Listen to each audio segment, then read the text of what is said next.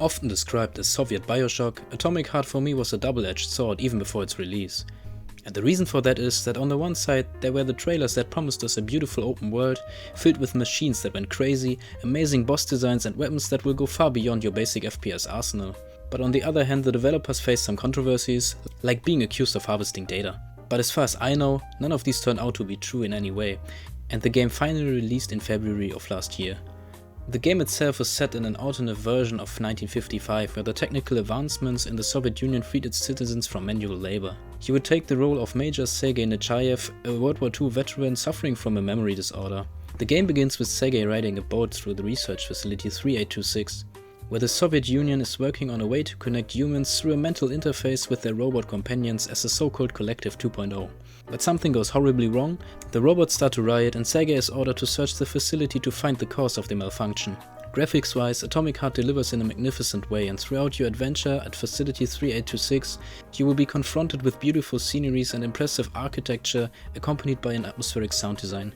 And with the addition of the many interesting characters and the impressive boss encounters, for me, the world is Atomic Heart's biggest strength.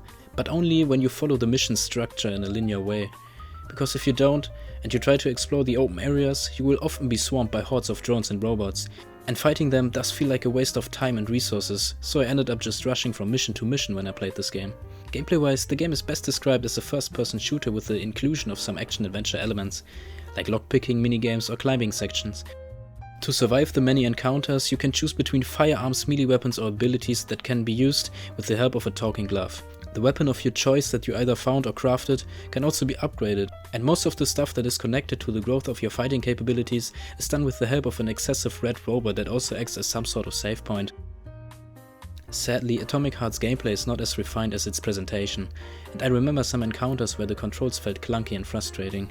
And that doesn't count exclusively for combat sections. The parkour sections I mentioned before were sometimes ridiculously imprecise. But despite everything I criticized, I think Mundfish still had a successful debut. And I think if the developers learn from their mistakes and keep polishing their creative ideas, the studio's future looks very promising, and I'm already looking forward to their next project. If you watched until now, thank you for that. Maybe consider subscribing if you don't want to miss any of my future videos. And I hope I see you next time.